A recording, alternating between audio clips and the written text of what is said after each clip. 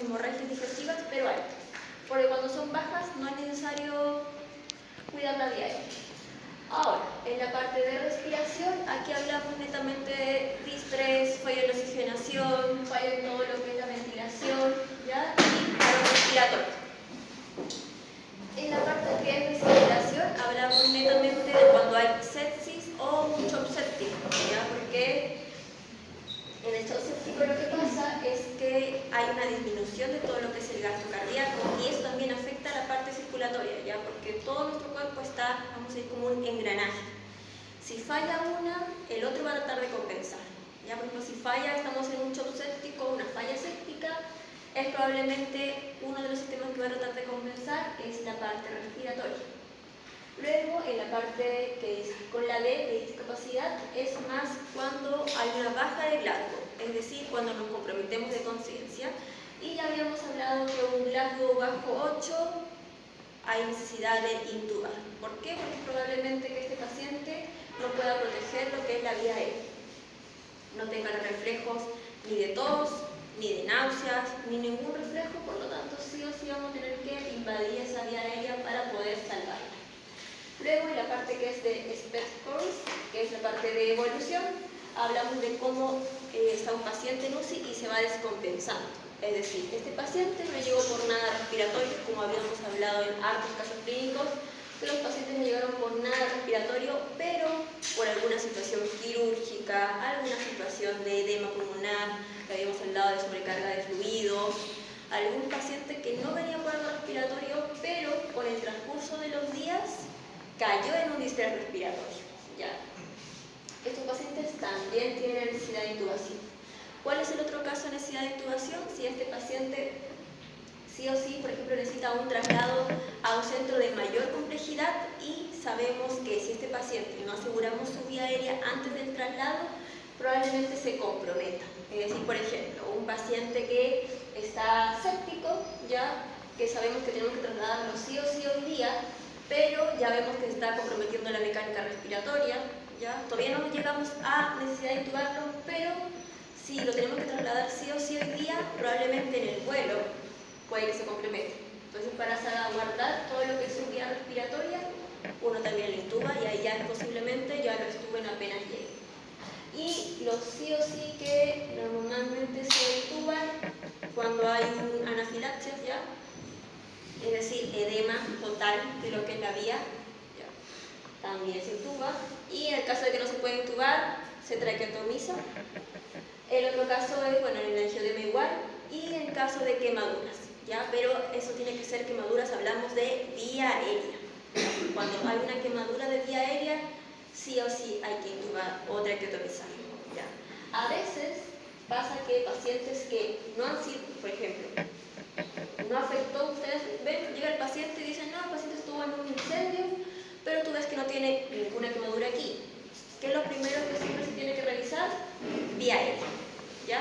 ¿Por qué? Porque a veces hasta que los vibrisas de la nariz estén quemados y uno divisa la vía aérea del paciente y está un poco inflamado, eso quiere decir que sí, en el transcurso de unos minutos se te va a inflamar más y luego no vas a poder intubar, ¿ya? Por lo tanto, esos pacientes, si uno ya ve que esa vía aérea se está inflamando o que a veces hay, por ejemplo, la nariz o el interior de la boca ya está, vamos a decirlo, como con restos negros del incendio, es muy probable que en pocos minutos ese paciente va a hacer una intubación mucho más difícil, ¿ya? ¿Qué nos ha pasado? Fue evaluado por el médico de urgencia, el médico de urgencia dijo, no, hace quemaduras de pies, brazos, todo bien. Y luego fue el médico de la UCI y el médico de la UCI dice, ahí está la vía aérea un poco inflamada, pero era mínimo, era, vamos a decir, un 10% de la vía aérea inflamada. Es como que una laringitis. Y el médico dijo, no, tenemos que intubar. Entonces lo trasladaron rapidito a la UCI y cuando ya llegó habrán pasado menos de 10 minutos, yo creo que 8 o 10 minutos, y el paciente tenía la vía aérea ya moderadamente inflamada. Y esa intubación estuvo difícil, ya se demoró, de hecho tuvimos que llamar hasta el anestesista, ya porque la vía aérea en corto rato se cerró. Por lo tanto, cuando ya vemos que está un poco inflamado después del incendio, se intuba. Y el otro caso es de agitación, pero en este caso no es cuando el paciente está agitado, esa no es la causa de intubar. La causa de intubar es, por ejemplo, cuando a algún paciente le van a pasar MIDA, FETA, ya que estos medicamentos son sedantes. Pero aparte de que estos medicamentos son sedantes, te deprimen el centro respiratorio. Entonces puede ser que tu paciente estaba agitado, tu paciente estaba bien de conciencia, tenía un Glasgow 15, solamente que agitado, pero le pasaron mucha cantidad de midazolam, mucha cantidad de FETA y su sistema respiratorio se deprimió. Y en ese momento se deprimió tanto que la vía aérea deja de estar protegida. Por lo tanto, se tuvo que intubar a este paciente. De igual forma, cuando van a hacer algún procedimiento y saben que van a utilizar medicación muy fuerte, sedantes muy fuertes, lo primero que se trata de hacer, si saben que va a ser por largo rato, también se protege la vía aérea. O en el otro caso, que también, si va a haber, por ejemplo, un paciente de una cirugía abdominal y esta cirugía abdominal no va a quedar totalmente cerrada, es decir, este paciente va a tener que ir a pabellón al día siguiente, lo que suele pasar es que el anestesiólogo y el médico te lo sacan intubado, ¿ya? Para protección de vía aérea y se mantiene intubado solamente el lapso que se necesite para las cirugías. Y luego cuando ya está cerrado el abdomen, ahí recién nosotros podemos empezar con el bulbo. Ahora, vamos a pasar a ver dos situaciones. Tenemos una intubaciones que son de emergencia y tenemos intubaciones que son mucho más programadas, ¿ya? En el caso de una intubación programada es mucho más fácil porque primero alisto todo lo que voy a necesitar para la intubación y me doy el tiempo de hacer el armado del ventilador, veo cuánto es la talla del paciente para sacar mi peso ideal, me doy todo el tiempo de hacer todo por pasos porque es algo más programado, es decir, el paciente no necesita en este minuto, me puede aguantar todavía unos 15 minutos, 20 minutos, va a estar todo bien, ¿ya? Pero también tenemos el otro caso de que es una urgencia, un paro respiratorio o un paciente que ya está totalmente distresado, ya tenemos una PAFI bajo 100, o sea, tenemos que intubarlo ahora, ¿ya? Por lo tanto, vamos a ver las dos cosas. Primero, en la armada del ventilador, todos los elementos que debe haber, y ahí esto es para todos los ventiladores. Lo que tiene que haber, un corrugado, que es el que está aquí, ¿ya? Un corrugado. Vamos a tener una válvula respiratoria, que es la que ven acá,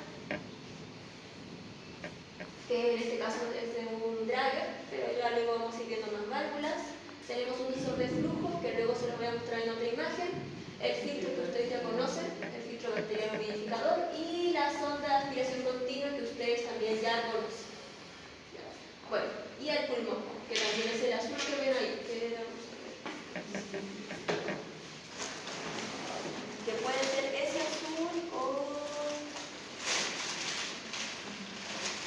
puede ser, ya que, como su nombre lo dice, pulmón, hace como una especie de pulmón para poder hacer uno de las pruebas del ventilador y también, aparte de eso, para mantener la vía aérea estéril, porque si ustedes se dan cuenta, todo este armado de ventilador se hace de forma estéril, ¿ya? Porque vamos a conectarlo a una vía aérea artificial, traqueotomía o un tubo, por lo tanto, todo ese circuito tiene que estar estéril. Vamos a pasar a ver un video de algunas partes del armado.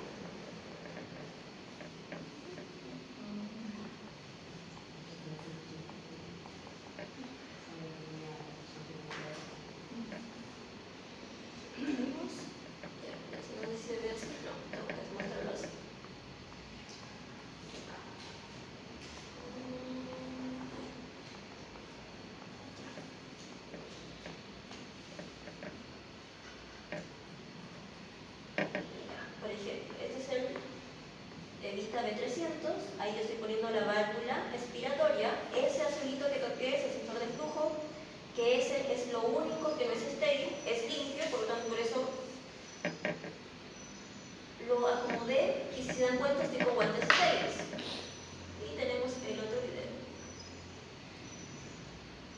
¿Ya? Que ahí está el ventilador, conecto a las dos ramas inspiratoria y expiratoria. ¿Ya? Y luego voy a mostrar que está conectado al pulmón. Y ahí está conectado al pulmón. Ya, pero si se dan cuenta, estoy con guantes estériles. Vamos a ver lo otro. Acá les estoy mostrando, porque lo veo más grande, diferentes ventiladores que tenemos, ya que pueden conocer. Aquí el primero que está arriba, que es el Drager Carina, que ese es un ventilador para no invasivo, ¿ya? Al lado tenemos un Drager Evita 4, que es uno viejito, pero sigue cumpliendo su función, ¿ya? Porque tiene una protección completa de lo que es ventilación mecánica y también podemos hacer todo lo que es destete ventilatorio. Abajo es el que les mostré recién, que es el Drager Infinity C500, que es el que les mostré recién. Y ese tiene vamos a decir, el agregado que tiene algunos modos más avanzados, que son modos, vamos a decir, una mezcla entre modos ya conocidos nuestros, ya que nos ayudan a compensar algunas cosas que necesitamos en paciente.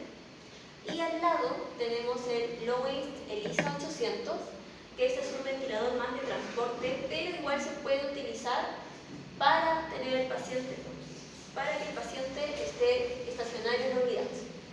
Y esos son los 4, por ejemplo, que tenemos en nuestra UCI. Hay muchos más, pero yo les muestro como algunos de los que más se ven. En el hospital se ve alguno más, pero es uno de los viejitos. Vamos a pasar ahora a la parte de qué es necesario, que uno tiene que recolectar para intubar, ¿ya? En ambos casos, si es de emergencia o no es de emergencia, yo tengo que tener sí o sí todo esto, ¿ya? No me puede faltar nada. El laringoscopio, que es el que está aquí. Este es el laringoscopio y este es el video laringoscopio, porque si lo ven ahí, tiene una pantallita. Entonces ahí el doctor introduce y en esa pantallita logra deslizar las cuerdas vocales para poder intubar. En el laringo solito, no. El doctor solamente tiene que ver al ojo y lograr introducir, ¿ya? Dependiendo de cómo sea la expertise del doctor o anestesiólogo que esté intubando. Lo que sí hay que tener, como ven aquí, varias hojas, ya dependiendo cuál sea la que necesite el paciente. Luego, tenemos que tener sí o sí un equipo de aspiración. Este es un equipo de aspiración fija, pero también podemos tener un equipo de aspiración móvil, que es que ya habíamos conocido en tercero, que es la maquinita con el motor. Vamos a tener sondas de aspiración, que son las que ven aquí, que ustedes también ya conocen. Por ejemplo, y tenemos que tener el ampú, que es el extracto 1 para que lo vean, seguro ya también ya lo han visto, pero para que lo vean.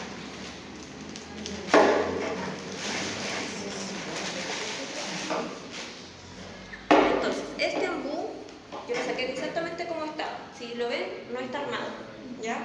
Porque no está conectado. Bueno, yo lo conecté y esto te viene también abajo. Entonces uno en la emergencia lo conecta.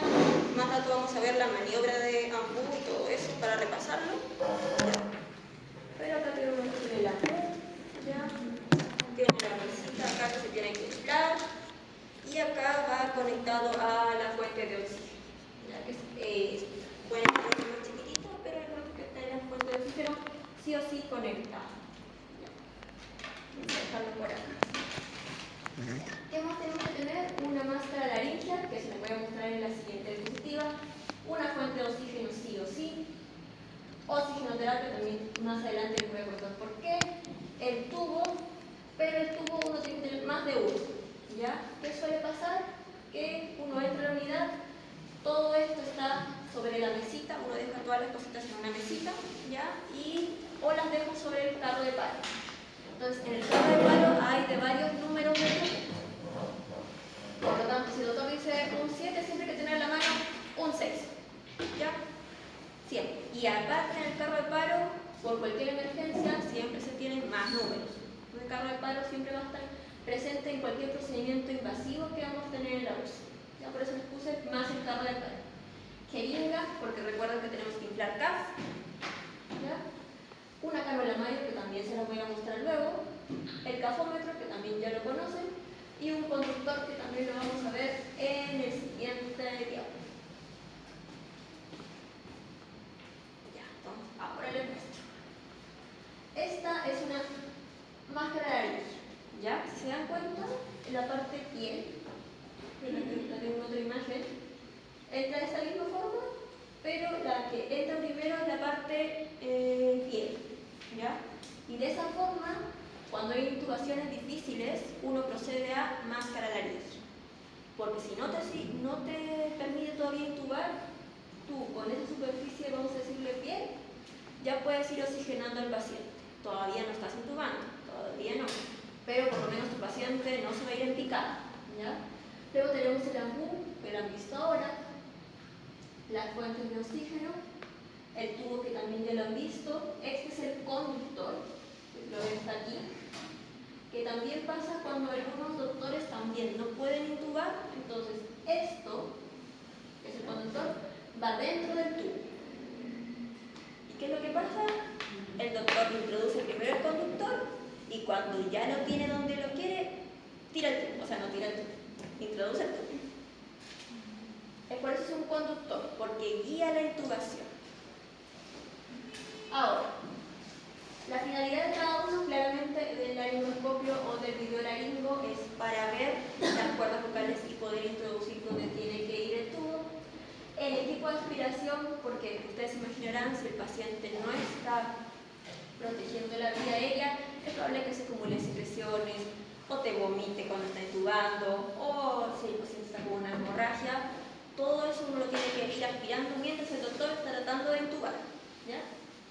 El AMBU, porque siempre antes de intubar hay que preoxigenar al paciente, ¿ya? Se puede preoxigenar o con AMBU o con una máscara de reservorio. Esas son las dos opciones que uno tiene, dependiendo de cuál es el objetivo que está buscando.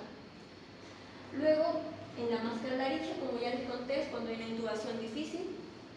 La fuente de oxígeno, que siempre tiene que estar para poder oxigenar a nuestro paciente. La oxigenoterapia, porque como les decía, puede ser el AMBU o puede ser la mascarilla de reservorio. Varios tipos de tubo, por si el doctor se da cuenta que necesita utilizar un tubo menor. Jeringa para inflar el CAF, cafómetro para cuando ya el doctor intubó, nosotros medir el cafómetro, y el conductor, como les contaba, por si también hay una intubación un poco más complicada, se guía con el conductor la intubación.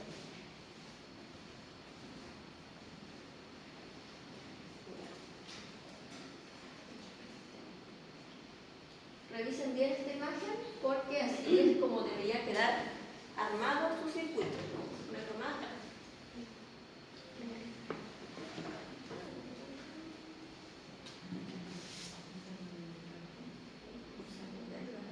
Para que ustedes lo vean. Si se dan cuenta, mi pulmón está aquí, que es este azul. ¿Ya? Y si se dan cuenta, tengo conectado a este lado mi corrugado y en el otro lado, el que va directamente al pulmón, o sea, el que, si se dan cuenta, vamos a poner aquí en grande para que lo vean. Este de aquí, este de aquí, es el que va conectado al tubo. ¿Ya? Porque el pulmón está siendo como el paciente, como si fuera el paciente. Por lo tanto, ahí no conecté todavía los filtros, pero ya tenía todo lo demás armado. Tengo el pulmón, el corrugado y la sonda de aspiración continua que la ven aquí. Y es así como mínimamente debe estar armado, ya cuando ya armamos el ventilador. Ahora, luego de que yo he armado el ventilador, tengo que hacer las pruebas para ver si el ventilador que yo armé está funcionando, ¿ya? Por lo tanto, vamos ahora a ver, este video lo saqué de internet porque, si ustedes se imaginarán, cuando a mí me toca armar un ventilador es porque es una situación de emergencia, por lo tanto no he podido grabar con las pruebas. Así que les voy a mostrar un video que encontré en internet. De TikTok. Exactamente. Vamos a poner. Sí. Cuando quiera esta computadora. Aquí. Este es el ventilador que les estaba mostrando, el mismo. Aquí en esta puerta de al lado donde se prende el ventilador. En esa puertita. Eso. Ahí está el switch y uno lo aprieta y ahí se prende.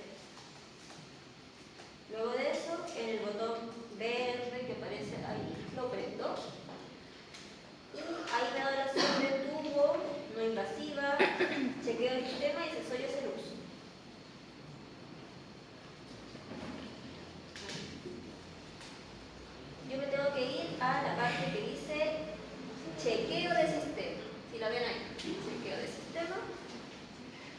Aprieto chequeo de sistema. Y ahí va a salir cuándo fue la última vez que yo revisé el dispositivo. Y ahora me va a mostrar todas las pruebas. Ahí me está mostrando que ya está armado, lo mismo que nosotros hicimos. Ahí está, ven el filtro que va al ventilador, que es ese blanquito de ahí. Y ya está armado con mi pulmón y corrugado. Yo pongo iniciar las pruebas y me tienen que pasar todas estas pruebas que ven aquí con verde. Yo solamente pongo iniciar y pongo siguiente prueba. Y si mi ventilador está bien armado y mi ventilador está funcional, debería poder pasar todas las pruebas, ya que no son muchas. Hay algunas que se demoran como unos 2 o 3 minutos, pero las demás yo diría que se demoran como unos 30 segundos. Por lo tanto, todo lo que son las pruebas, más o menos uno se demorará unos 5 minutos de toda la prueba. Ya, porque ahí está haciendo el test de fuga, que es el último test, que luego se los voy a enviar. Vamos a ponerlo acá para que lo vean.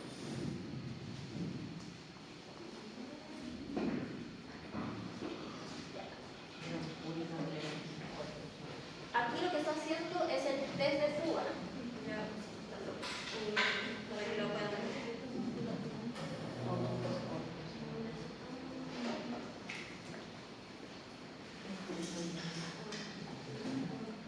Ya. Si se dan cuenta, ahí él tiene unas manos ahí y está haciendo así con el corrugado. Ya, ese es un test de fuga. Solamente que esta sí o sí tiene que hacerse estéril. ¿Ya?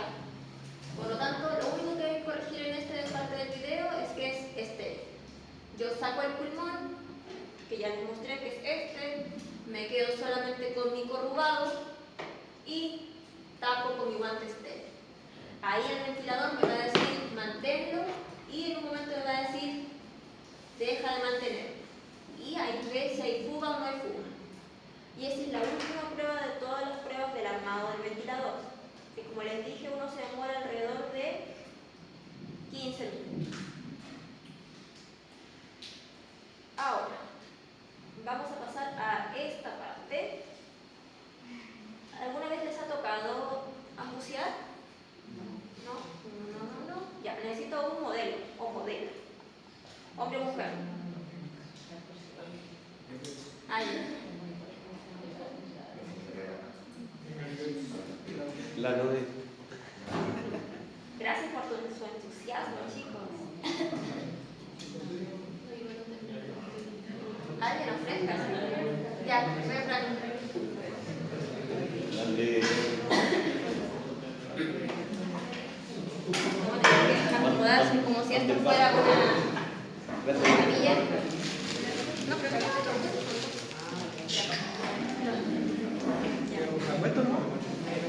No, cuento. ¿Qué se ve? Se ve. No sé. Levántalo. Coge una pantalla. Ahí yo es youtuber. Ya. Yo youtuber. Vamos a imaginar que esto está conectado a los ciclos. ¿Ya? Aquí tenemos a nuestro modelo súper entusiasta. ¿Ya? Si se dan cuenta, Modelo- aquí yo tengo modelo una Shaft. parte Shaft triangular y otra parte que es más redonda. ¿Ya? Claramente esta para nariz y esta es para mentón. ¿Ya? ¿Por qué? Porque vamos a hacer una maniobra. ¿Ya? Yo tengo ahí modelo, su cabeza suelta. ¿Ya? Yo lo que primero que hago es adoso la mascarilla, no te hace morir. Y lo que hago es con mi mano hago una C, ¿ya? Hago así, ¿ya? Como que vamos a decir que estos 3 dedos y este dedo, y con eso voy a hacer el selle de la mascarilla, pero a la vez de hacer el selle hago maniobra triple mentón, ¿ya?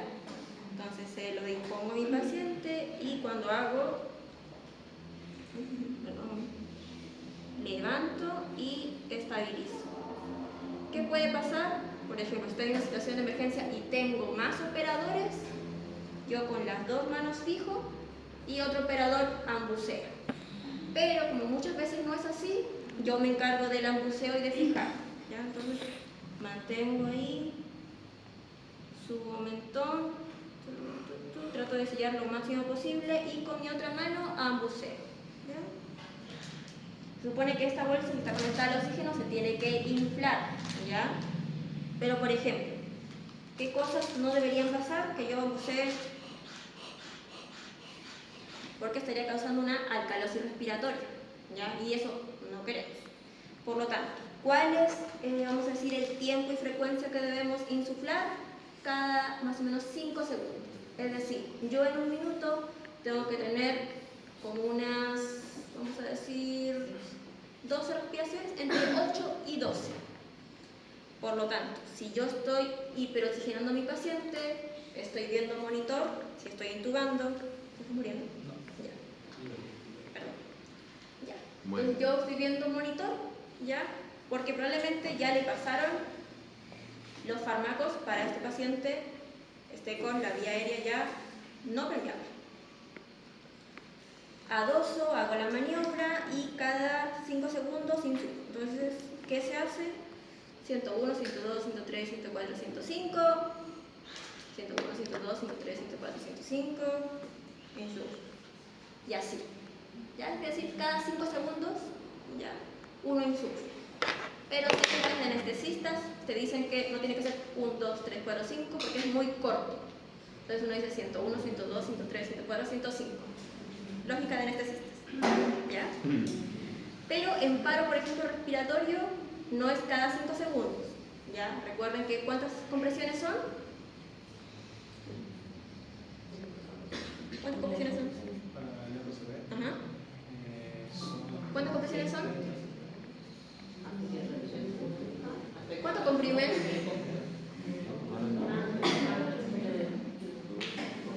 ¿Cuántas compresiones son? 10. 30 y 2 ventilaciones. Por lo tanto, mientras otra persona del equipo está haciendo la maniobra, cuando la persona dice 30, porque recuerden que en una RCP todo es cantado para que todo el equipo esté guiado por el ritmo, 30. Entonces yo ya tengo esto adosado, ya estoy con la misma maniobra, adosado y 1, 2 y siguen con las compresiones. Hacen otra vez los 30 y otra vez 1 y 2. Lo importante de esto es un buen sellado, ¿ya? Cuesta a veces porque por ejemplo yo tengo la mano muy chiquitita, entonces a mí con los pacientes yo tengo que hacer, vamos a decir, un doble de esfuerzo porque tengo que tener como así y así, pero trato de tener lo máximo sellado posible. Porque recuerden que esta FIO2 es al 100. O sea, yo estoy insuflando a mi paciente para yo mantener la mayor, vamos a decir, saturación posible estable mientras mi doctor está intubando. ¿Ya? Porque nosotros, vamos a decir que entre 3 y 5 minutos hacemos esto, antes de que intube el doctor. Ya está con los medicamentos, están pasando los medicamentos, todo. Mi saturación debería estar 100-99, porque le estoy dando 100% de oxígeno. Y va a haber todo un rato que el paciente no se está oxigenando, porque el doctor, abre la boca, va a tratar de intubar. Entonces ahí, mi 100-99% tiene que aguantar, por decirlo en palabras más coloquiales. Por eso yo 3 a 5 minutos estoy todo el rato, 101, 102, 103, y así, todo el rato viendo mi monitor, ¿no? Cuando el doctor dice ya, sacamos y ahí vemos. Vemos que el doctor vemos que está bajando la saturación, le vemos que decía doctor, saque tubo y otra vez, insuflar, ¿ya? ¿Qué pasa a veces? Que está el anestesiólogo, el doctor, y... Espera, esta parte no la grande. Ya, vamos a decir que ustedes saben...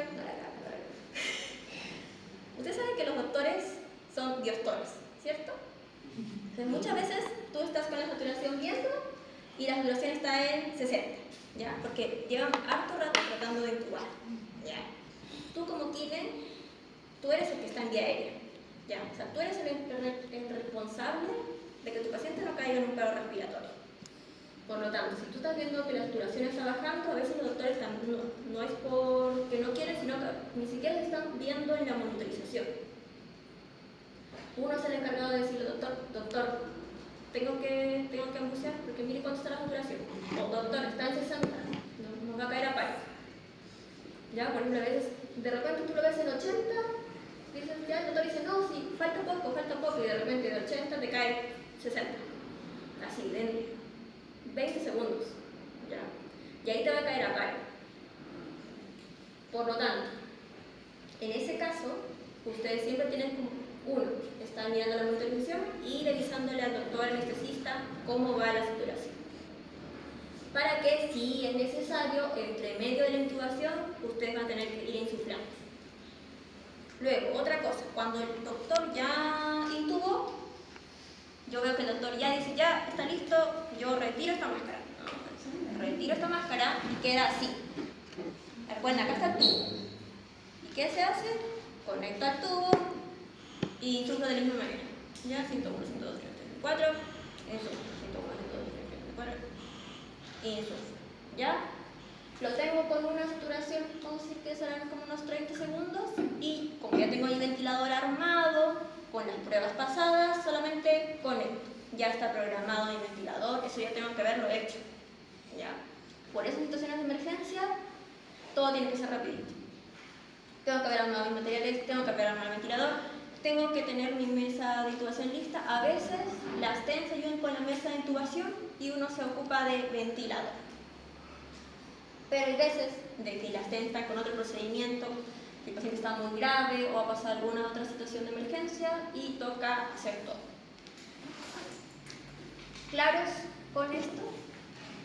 ¿Sí? ¿Todos tienen alguna duda del procedimiento? ¿No? Si nadie habla, están todos claros. Gracias, Frank. Amigo, ya va. Ahora ábrelo. Seguimos. Ahí no, ábrelo. ¿Cómo va a ver? ¿De acá abajo? Con mucho cuidado.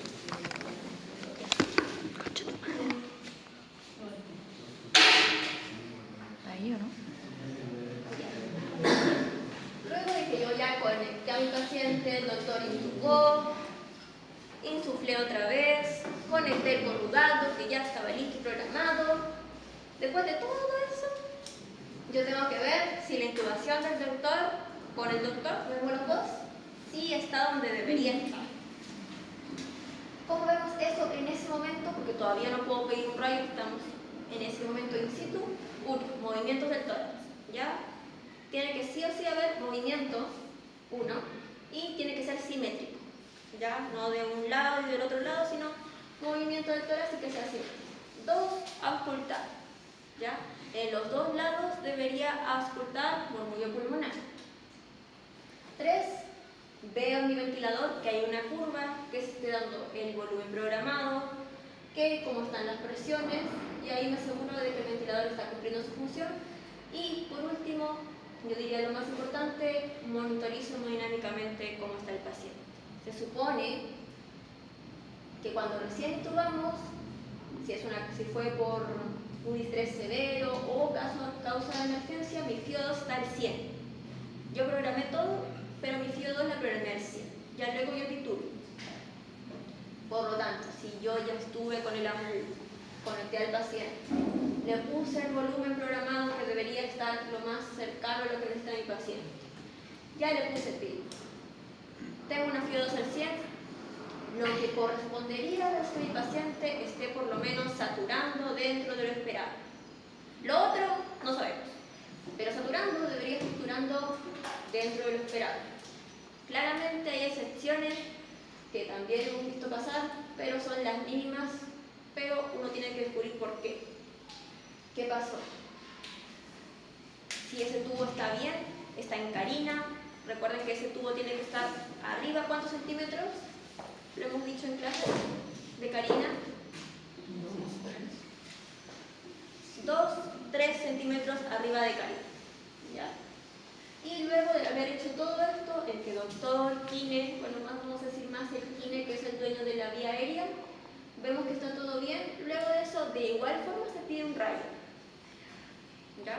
Una radiografía para asegurarnos de que está a 2 o 3 centímetros, de que el catéter, porque seguro ese paciente sí o sí va a tener catéter, y nos aseguramos de que el tubo y el catéter esté donde debe estar.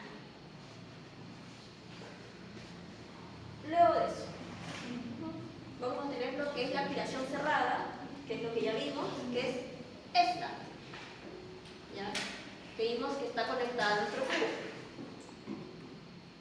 Vamos a volver.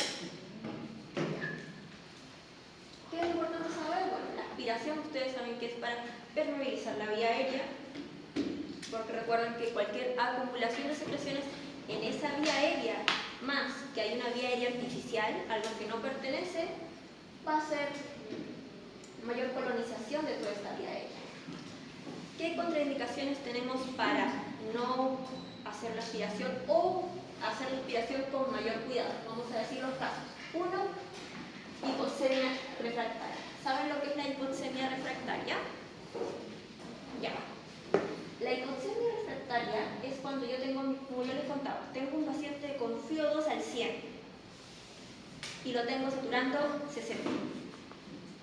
Es decir, yo ya le estoy dando toda la FiO2 al 100, con reservorio, con ambú o con ventilador al 100 o arriba de 80, y mi paciente aún se sigue manteniendo desaturando, sigue habiendo una hipoxemia. En los gases sigue habiendo hipoxemia. Si pasa esto, se le llama hipoxemia refractaria, ya que es refractaria al oxígeno. Aunque yo le ponga todo el oxígeno, mi paciente se mantiene desaturando. Ahí hay que saber qué está pasando ya en ese pulmón. Luego tenemos la hipertensión, pero extremadamente severa, es decir, una crisis hipertensiva. Si yo tengo un paciente en 220 con 130 de presiones, si yo realizo una aspiración, esa presión me va a subir mucho más y podemos causar un daño al paciente. Cualquier paciente que nosotros aspiremos, sí o sí le va a subir la presión, ¿ya? Pero en este caso, a esos pacientes que ya están con una crisis hipertensiva, no es lo más indicado en ese momento aspirar. Vamos a tener que esperar de la parte de enfermería, de la parte médica, dar algún medicamento, sugerir algún medicamento para que nosotros podamos cumplir nuestra función. Luego están algunas arritmias cardíacas que, si tenemos una arritmia cardíaca, no se aspiran, ¿ya? ¿Por qué? Porque esto puede desencadenar lo que son reflejos vasovagales. Y esa arritmia, de un momento a otro, se puede parar el paciente. Por lo tanto, si está pasando en ese momento, si hay una arritmia inestable, no se aspira. Y si tu paciente está con una hipertensión intracraniana, que lo hablamos en la monitorización neurológica, también. ¿Por qué? Porque va a aumentar tu PIC, tu presión intracraniana. Y si el paciente ya estaba con presión intracraniana alta, es una red flag para la parte neurológica. Por lo tanto, no se realiza. Ustedes ya saben cuáles son los materiales. La fuente de oxígeno. Puede ser una bolsa de reservorio. Bueno, si el paciente ya está intubado, no. ¿Ya? El reservorio donde se va a succionar, ¿ya? Los tubulares, que son vamos a decir, como mangueritas de plástico donde uno conecta la sonda de aspiración. La sonda de aspiración respecto a como sea el paciente, si necesita una 12, una 14, una 16, si es un paciente adulto. Y lo otro que también es importante, bueno, yo estoy hablando de aspiración cerrada, pero también tenemos una aspiración abierta, que es la que ustedes ya conocen, ¿ya? Que es por nariz, por boca, ¿ya? Porque también está la posibilidad de que uno desconecte al paciente del corrugado y yo por ahí entro a aspirar. Y esa es una aspiración abierta. Pero ¿qué pasa cuando yo hago una aspiración abierta? Aquí también vamos a explicar por qué yo elijo una aspiración cerrada frente a una aspiración abierta. Recuerden que yo le estoy dando PIP a mi paciente, ¿cierto? Le estoy dando 6, le estoy dando 7, le estoy dando 8, 9, según lo que ustedes hayan programado. Yo cuando hago esto, despresurizo a mi paciente. Es decir, si él está dando PIP de 6, con que yo retiré mi corrugado, toda la PIP que le está dando se fue. Por lo tanto, por eso uno prefiere una aspiración cerrada. Y también porque la aspiración cerrada cubre de que haya menos riesgo de contaminación, porque si tú desconectas a tu paciente y introduces, que es una aspiración abierta, sí o sí tiene que ser estéril, pero igual corres más riesgo de que se introduzca un microorganismo. En cambio, con la aspiración cerrada de la foto que les mostré, no vas a tener que retirar nada. Solamente tú ingresas, que lo vamos a ver en el laboratorio, cómo empezamos, y puedes aspirar.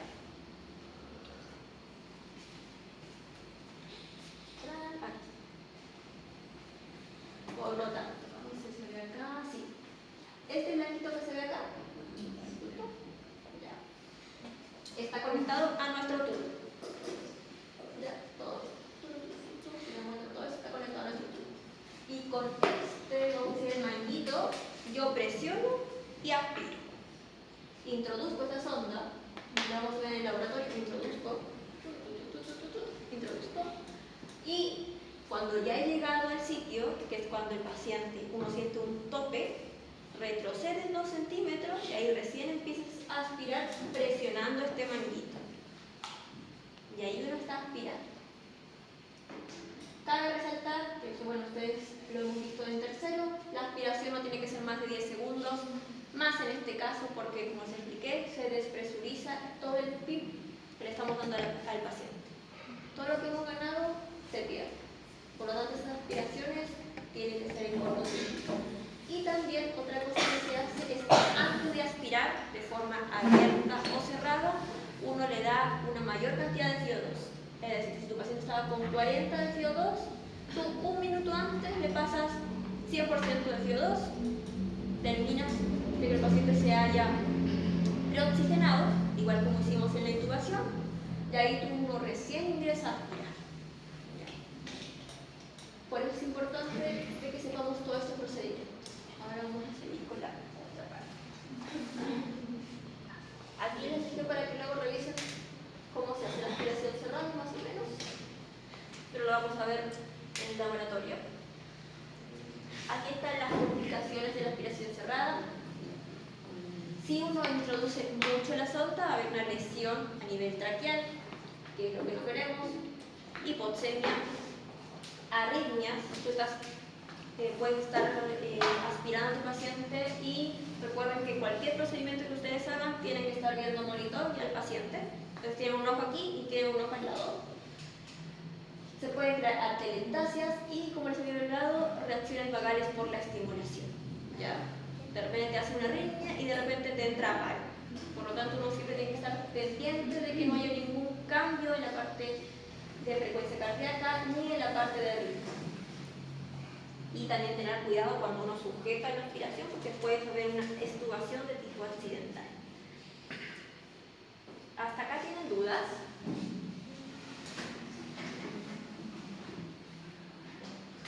Porque ahora venimos a otra parte nueva.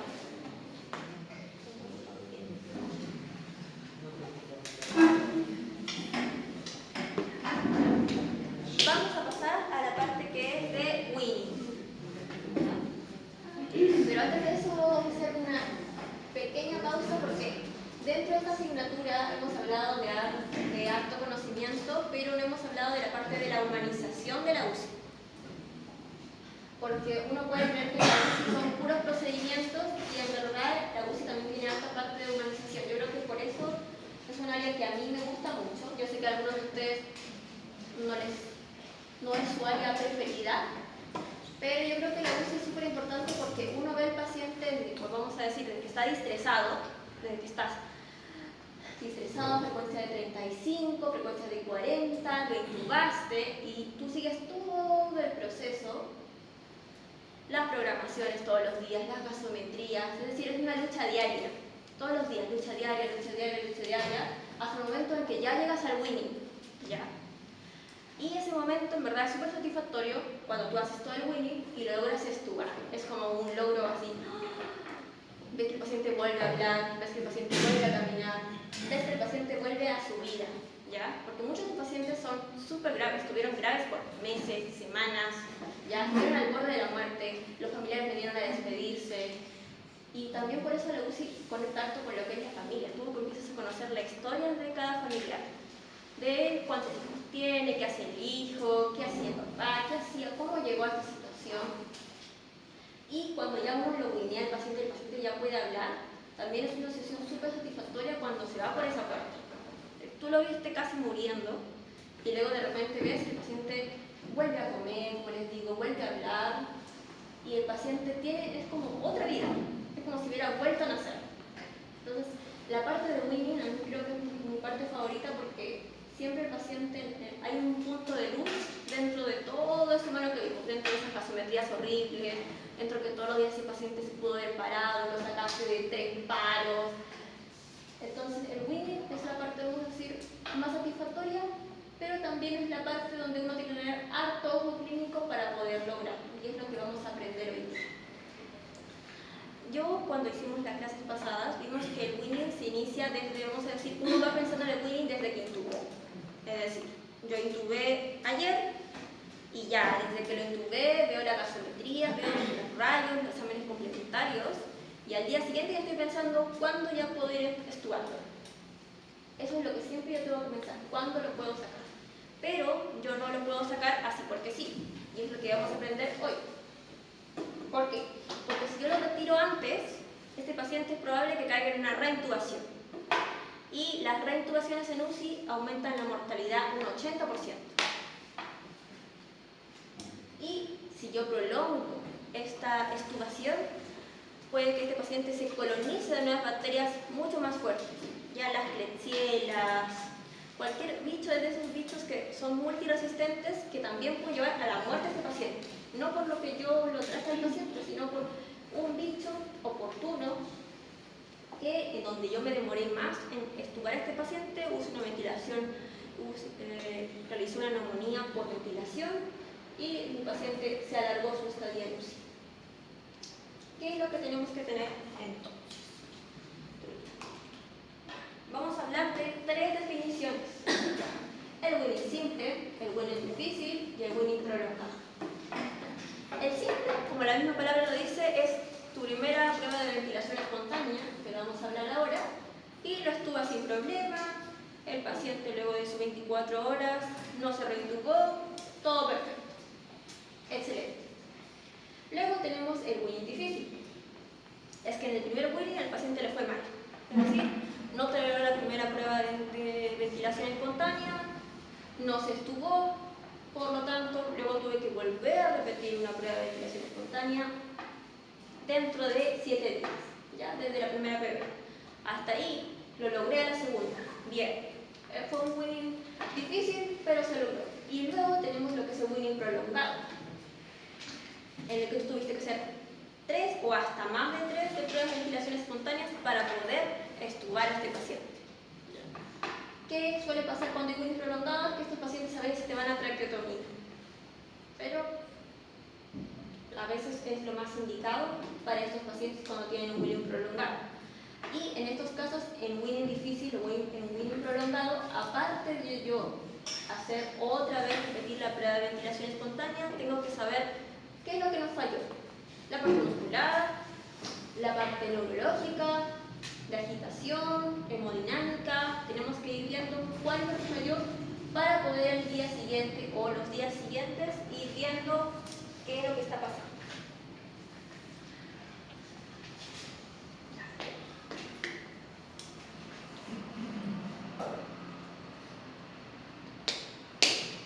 Ahora vamos a hablar de otros conceptos nuevos que tienen que tener acto ojo, y esto sí o sí se os voy a preguntar, así que échenle un ojo. Ya. Tenemos el P01, el NIF y el índice de Tobin. Se lo tienen que saber, sí o sí. Ya. Lo bueno es que no es ninguna fórmula, es apretar botones. Ya. Pero tienen que saber qué es lo que le está diciendo cada valor, eso sí. El P01, vamos a decir que es cómo está el impulso nervioso a la parte respiratoria. Es lo más cercano a saber si mi impulso nervioso está llegando en el momento correcto a mi diafragma. ¿Ya? Es decir, yo aquí lo que calculo es, voy a cerrar una válvula, que lo hace el ventilador. En cada ventilador siempre hay una parte que te dice P01, hay otra parte que dice NIF, y hay otra parte, no, y esto es otra fórmula. Pero el P01 y el NIF son cosas que se aprietan, nada más. Ahora, como en el P01 evaluamos cómo está el esfuerzo respiratorio, es decir, cómo está la parte neurológica con nuestro diafragma, hay valores que nos permiten winnear y hay valores que no. ¿Ya? Porque aparte el winning es de que iniciamos hasta que terminamos. pero la parte fundamental para yo sacar tubo es la prueba de ventilación espontánea. Por lo tanto, yo voy a apretar mi P01, aprieto, ¿y qué valores me tendría que dar? Me tendría que dar valores menores a menos 4. Es decir, menos 1, menos 2, menos 3, hasta menos 3,5. Está bien. Mi impulso nervioso está bien. Yo puedo seguir con la prueba de ventilación espontánea. Ahora, si mi impulso me da arriba de menos 4, es decir, menos 4,2, menos 4,5, menos 4,8, es decir, valores más negativos, ¿ya? Que recuerden que lo negativo siempre va a nuestro lado izquierdo, ¿ya? ¿Esto qué nos quiere decir? Que sí o sí este paciente se nos va a fatigar. Es decir, no quiere decir que el impulso no está llegando tan rápido como debería llegar. Eso es lo que nos quiere decir, ¿ya?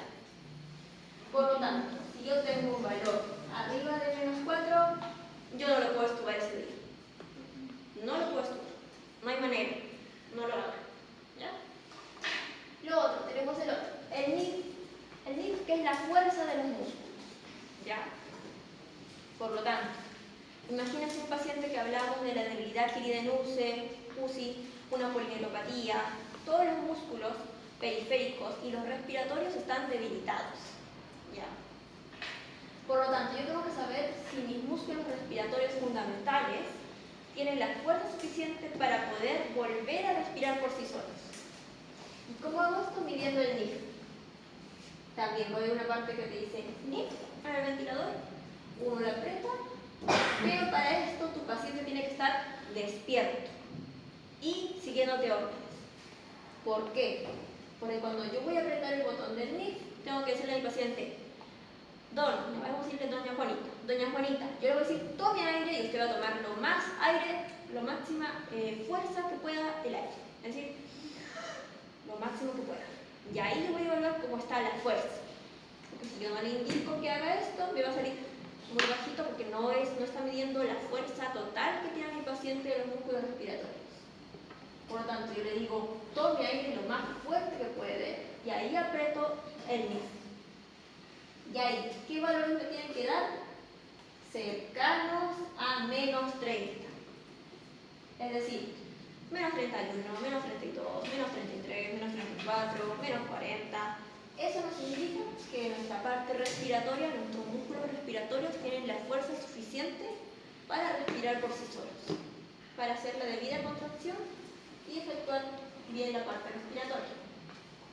En cambio, si a mí me da valores, vamos a decir, cercanos a menos 20, es decir, más positivos, menos 19, menos 18, menos 17, todos esos valores cercanos, es decir, para abajo, pero recuerden que el negativo es al revés, nos quiere decir que sí o sí estos músculos no están listos para respirar por sí solos, no tienen la fuerza suficiente. Por lo tanto, ese paciente se va a fatigar y es probablemente que si yo lo estuvo, me va a fallar por fatiga muscular. Por lo tanto, tampoco lo estuvo. Luego, tengo el índice de Tobin, que es una fórmula, pero es la fórmula más fácil de la vida, que se tiene que dividir la frecuencia respiratoria entre el volumen que se está haciendo el paciente en el ventilador, porque ahora les voy a explicar cómo es la prueba, pero en litros. Es decir, si mi paciente está haciendo 22 respiraciones y en ese momento uno ve que en el ventilador está respirando por sí solo 500 de ml, yo hago 22 entre 0,500 y ese resultado me debería dar menos de 105. Si me da menos de 105, eso quiere decir que el paciente puede ser extubado. Si me da más de 105, me quiere decir que el paciente va a fallar esta extubación. Por lo tanto, yo no lo extubo. Estas tres pruebas están dentro de nuestra prueba de ventilación espontánea, que ahora les voy a explicar la prueba en completo. Pero tienen que tener en cuenta que si cualquiera de estos tres falla, no lo extubo. Si el doctor te dice a ti que estubes con estas pruebas fallidas, tú tienes que sugerir que no vas a entubar. Te pones delante y te encadenas. Porque claramente le dice, doctor, si usted quiere reintubar, entonces tubémoslo. A ver, si él quiere reintubar, te va a decir, ah, sí. Muchos te van a decir, ah, entonces dejémoslo para mañana. ¿Qué es lo que se debería hacer? ¿Ya? Si un paciente te falla una prueba de ventilación espontánea, que vamos a verla ahora en conjunto, se repite a las 24 horas. Vamos a ver ahora la prueba por completo.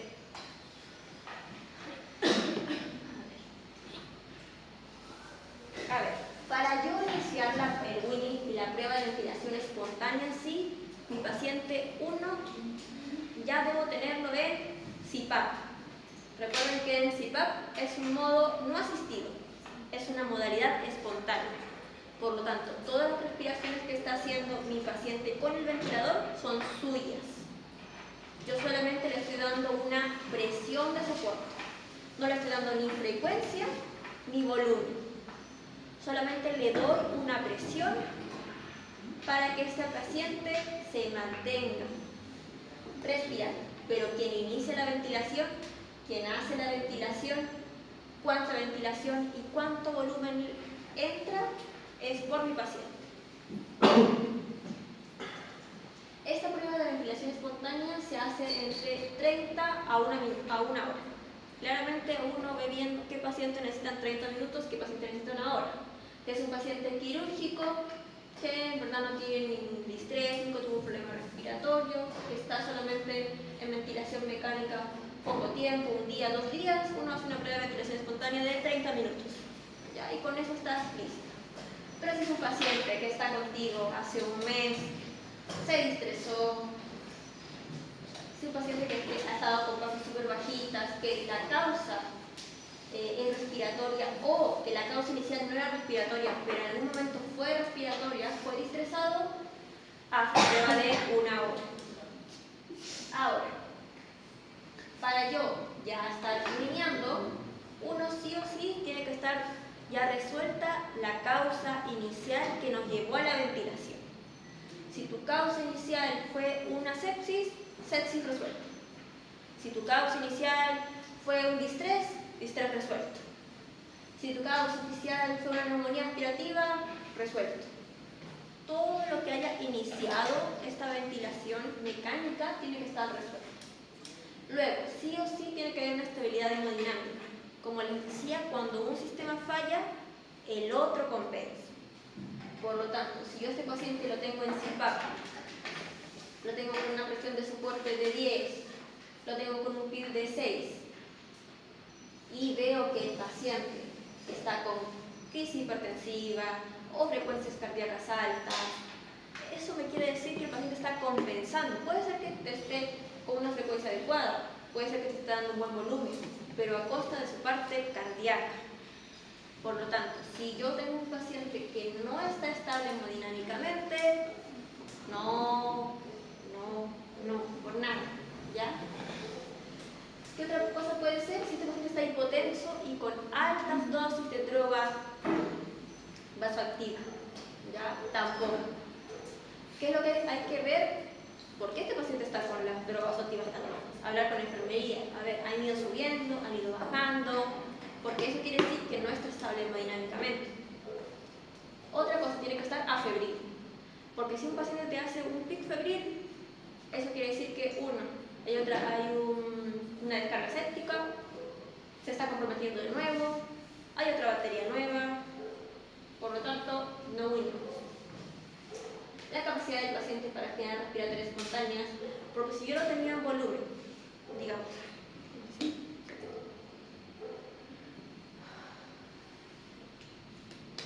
que yo tenía, todos estos días estuve en un volumen controlado, todo bien. Luego de eso yo lo pasé a CPAP para ver si este paciente podía gatillar. Si este paciente, ustedes ven en la curva que no te gatilla nada, claramente no tiene la capacidad, pero hay que saber por qué. ¿Ya? Porque puede ser que no te gatilló nada, porque vas a ver a la enfermería y te dice, no, es que todavía lo tengo con escalón 10 de FETA. Claramente ese paciente está dormido, no te valora gatillar nada y no sabemos si es por falta de fuerza o es porque simplemente está dormido. Por lo tanto, este paciente ya tiene que estar con dosis de sedación totalmente sin nada o con una dosis mínima, una dosis analgésica, en escalón 1, porque en la UCI sabrás todo con estas drogas con escalones. Entonces, si te dicen, no, está en un escalón 5, todavía no, este paciente no te va a despertar. Tiene que estar en un escalón 1, máximo escalón 2, un paciente despierto, como digo acá, que te siga hablando simples, para que tú cuando intentes probar el CPAP puedas ver si de verdad el paciente te puede gatillar solo o no te puede gatillar. Tiene que tener el paciente un Glasgow superior a 8, ¿ya? Tiene que seguirte las órdenes. Y en la parte de secreciones, aquí vemos si este paciente tiene abundantes secreciones, moderadas o leves. Si todavía estamos con abundantes secreciones, hay que buscar una alternativa para que lleguemos a moderados con las secreciones. Aspiraciones, broncolilatación, o ver si todavía estamos con tantas secreciones, revisar los parámetros inflamatorios, otra vez hay un nuevo bicho, quizá una bacteria, un nuevo virus, para saber qué es lo que está pasando, o hizo una neumonía por ventilación mecánica. Eso es lo que hay que estar revisando. Ahora, vamos a irnos a cuando no hay que buinear. Pero lo que tenemos que resaltar es que esta prueba tiene que ser en 30-60 minutos. Puede hacerse en CPAP o en tubo en T. Les voy a explicar las dos. Tubo en T es que yo le saco el corrugado y hago la prueba así, sin ventilador. Es decir, tubo en T, porque solamente tiene el tubo y yo estoy evaluando toda la prueba sin ventilador. Esa es una. Y la otra está evaluarlo en CPAP. Pero en CPAP tengo que tener un tip de 5 y una presión de soporte de 7 o de 5. No puede ser de más. Y tampoco el tip puede ser de más. Es decir, si lo evalúas en CPAP, tiene que ser 5-5 o 5-7. ¿Ya? Y si lo evalúas en tubo en T, pues es tubo en T. No hay nada que hacer ahí. ¿Qué dice la evidencia? Que no hay diferencia entre el tubo en T y en CPAP. Por lo tanto, lo que se suele hacer más ahora es en CPAP. ¿Ya? Porque en el caso de que te falle, no vas a haberlo agotado tanto. Pero la evidencia dice que puedes hacerlo en los dos, solamente que no hay diferencia. Gusto personal, lo prefiero hacer en CPAP. A otros quienes, doctores, lo prefieren hacer en tubo en T. En verdad, en las dos se puede hacer.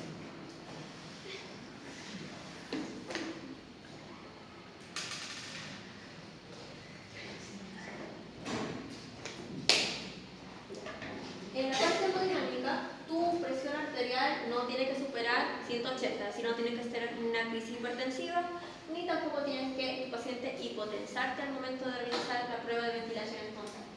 En la frecuencia cardíaca, tu cardíaca no tiene que superar 140 latidos, ni el 20% del basal que ya tenía tu paciente antes de hacer la prueba de ventilación espontánea.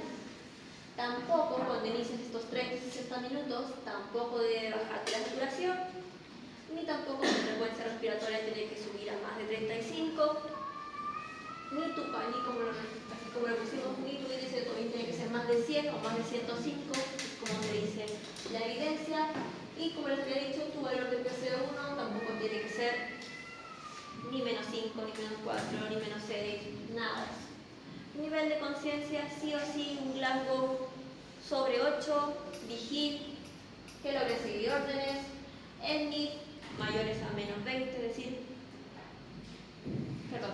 NIF mayores a menos 30, si está menos de menos 20, es decir, menos 19, menos 18, menos 20, eso quiere decir que se va a fatigar. Y acá les voy a explicar otra cosa. Tiene que haber elementos de aspiraciones no tan frecuentes, es decir, que tu paciente esté con secreciones o moderadas o escasas, y acá hablamos de otra cosa más. Test de fuga. Ya, no lo puedo explicar.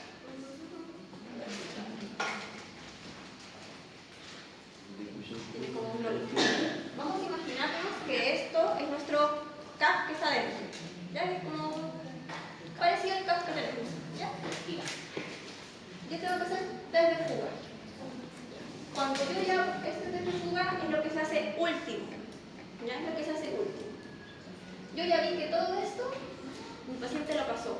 Pasó el NIF, pasó el P01, pasó el índice de Tobin, que el índice de Tobin es lo que se suele hacer primero, ¿ya? No hubo ninguna alteración hemodinámica, no hubo ninguna alteración de la mecánica respiratoria, ¿ya? Nos falta solamente el test de fuga, ¿ya? ¿Qué es lo que quiere decir el test de fuga?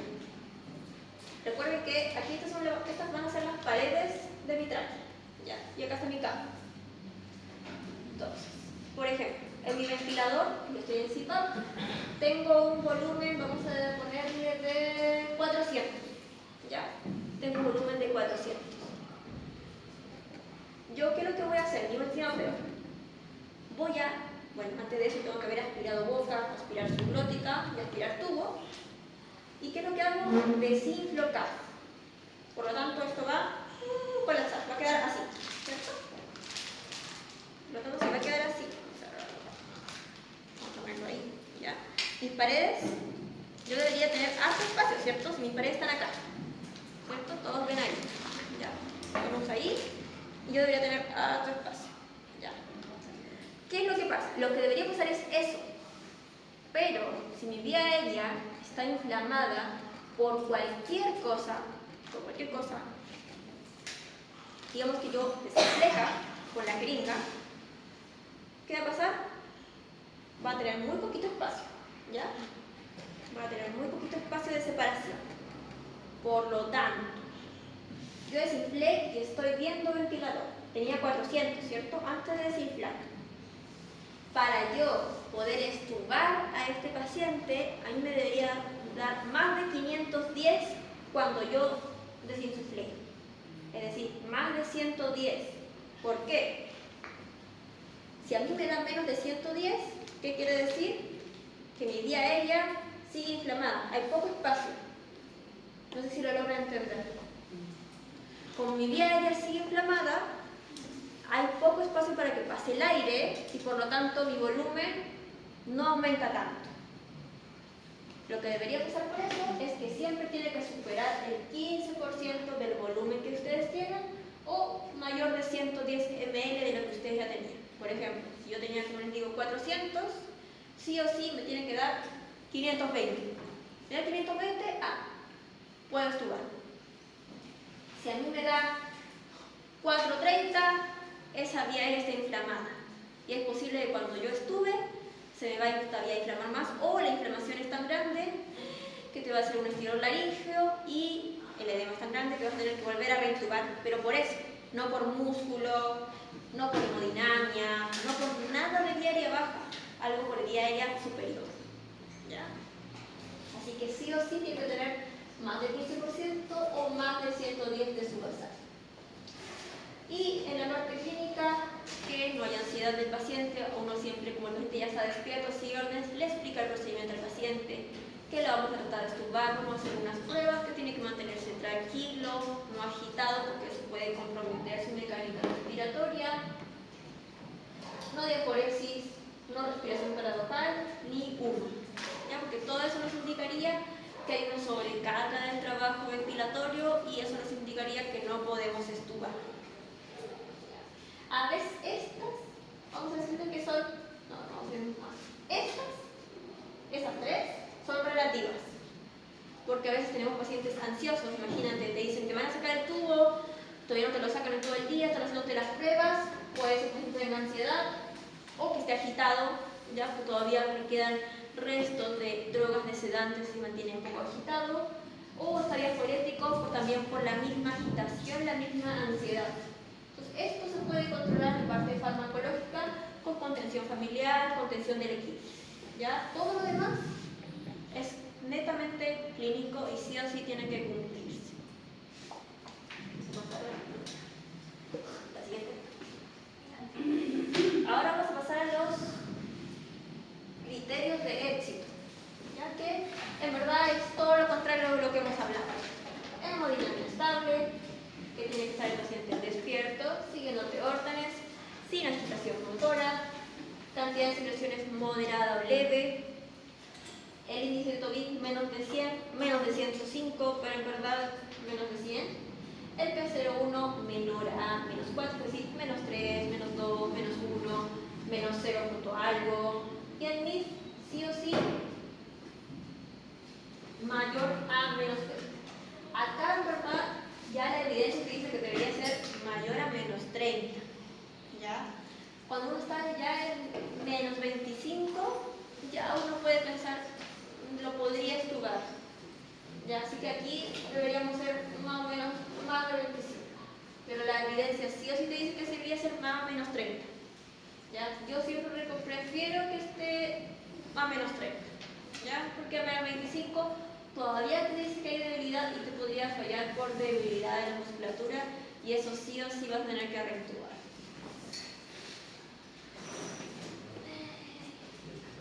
Ahora, vamos a hacer el paso a paso de la extubación. Tengo mi paciente intubado, ya lo pasé a CPAP, ya tengo una presión de soporte de 5, un PIB de 5. Ya. Voy a pausar si está con alimentación enteral, que es la que va por sonda, la paro. Ya. Realizo una aspiración de tubo, una aspiración de boca, y si tiene subglótica, también de subglótica, para que nada de esto caiga cuando retiremos el tubo. Aquí sí o sí tenemos que haber pasado la prueba de ventilación espontánea completamente y preparamos a todo el equipo para extubar. ¿Ya? Está el enfermero, el médico y el kine como mínimo. ¿Ya? Si está la STEMS, mucho mejor. ¿Por qué? Porque cuando yo voy a extubar, yo de kine estoy aspirando. Yo retiro el tubo aspirando. ¿Ya? Está la TENS sacando la fijación del tubo. Antes de yo sacar el tubo, recuerden que alguien tiene que desinflar el CAF. ¿Ya? Entonces puede ser que esté la enfermera, te está desinflando el CAF, tú te pones a aspirar, retiras el tubo mientras te van sacando la fijación para no llevarse la cabeza del paciente. ¿Ya? Luego de eso, el paciente no puede hablar en todo ese rato, ¿ya? Porque se puede inflamar la vía aérea. Así que se suele hacer nebulizar al paciente con adrenalina, a veces bromuro, virtual, dependiendo si el paciente tenía riesgo de edema de la vía aérea o no, o de broncoespasmo. Se le aplica oxigenoterapia o ventilación invasiva, dependiendo lo que es el paciente, una Venturi, una naricera, si fue una extubación rápida y simple. Y luego de eso se mantiene en todo momento monitorizado al paciente. Ahora, vamos a explicar ya lo último de hoy.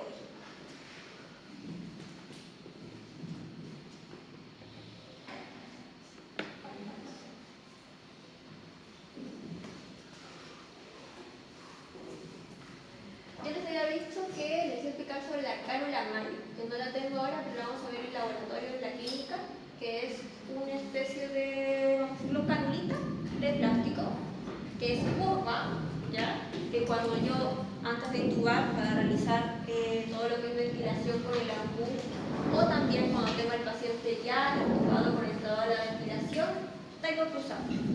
¿Por qué? Porque a veces cuando el paciente está no protegiendo su vía aérea, la lengua se desplaza, no vamos a ir toda la lengua, pero se desplaza hacia el espacio de la glotis, ¿ya? Y esto puede bloquear nuestra vía aérea. Por lo tanto, con la cánula Mayo yo evito que pase esto, pero sí o sí tengo que tener a mi paciente ya sin ningún reflejo de la vía aérea. Porque si no, esa disposición de la cánula que va en la boca le puede causar vómitos. Y eso sí, está contraindicado solamente en fracturas de base de cráneo y en coagulopatías. Y el ambú, que también no se les puede explicar antes, es cuando el paciente está en el NEA, volumen bastante bajo, hipoxemia importante, ¿ya? Cuando el paciente tiene gran requerimiento de O2, vamos a realizar la intubación en un caso de emergencia y hay que realizar la maniobra de frente mentón, excepto si hay lesión cervical. Si hay lesión cervical, no se realiza la maniobra de frente mentón, que es la maniobra de libre flexión.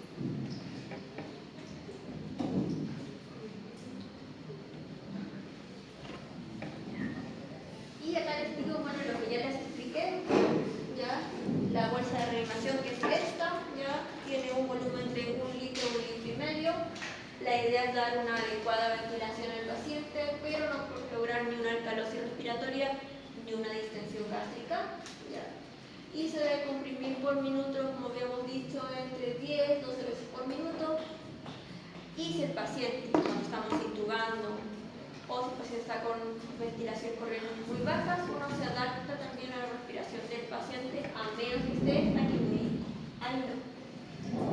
Y recuerden que el flujo de oxígeno para administrar el AMU tiene que ser de 15 litros.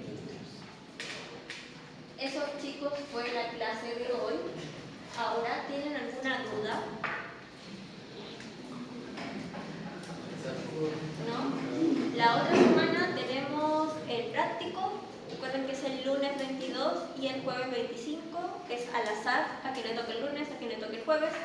Claramente en el último lab se invertiría, ¿ya? Porque igual van a ser días separados porque me estoy consiguiendo otra vez la simulación, porque todos los profesores se consiguieron la simulación a inicio de semestre, pero yo no tenía el curso a inicio de semestre.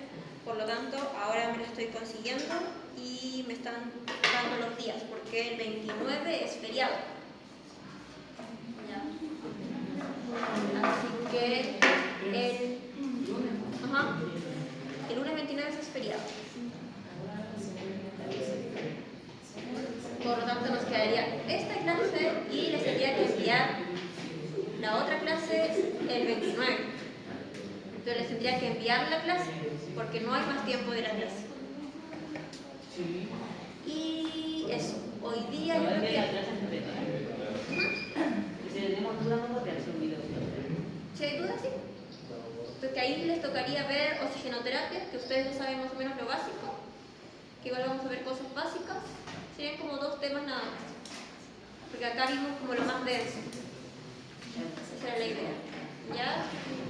Lo que sí es probable, no sé si el 6, Fernanda, están el lunes 6, la prueba de cátedra, la última prueba que yo les había dado el 6 de fecha. Sí, ¿no? Ahí todavía están con clase a las 6, ustedes. No creo. Es que tenemos la última prueba hoy. Ah, ya. Entonces es probable que esa prueba tenga que movérselas para las 6 más o menos. Pero, profe, el fin de semana tenemos la ¿Con un correo?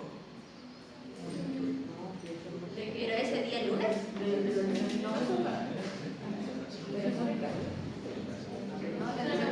Martín,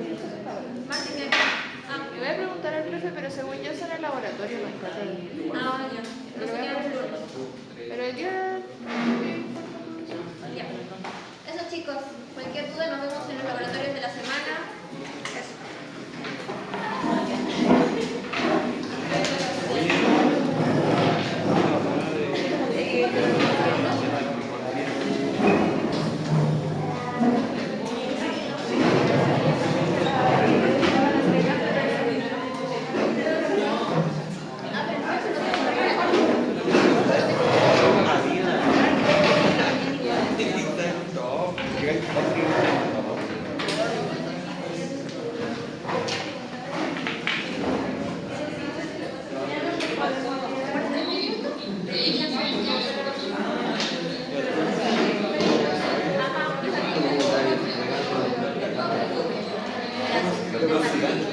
Gracias.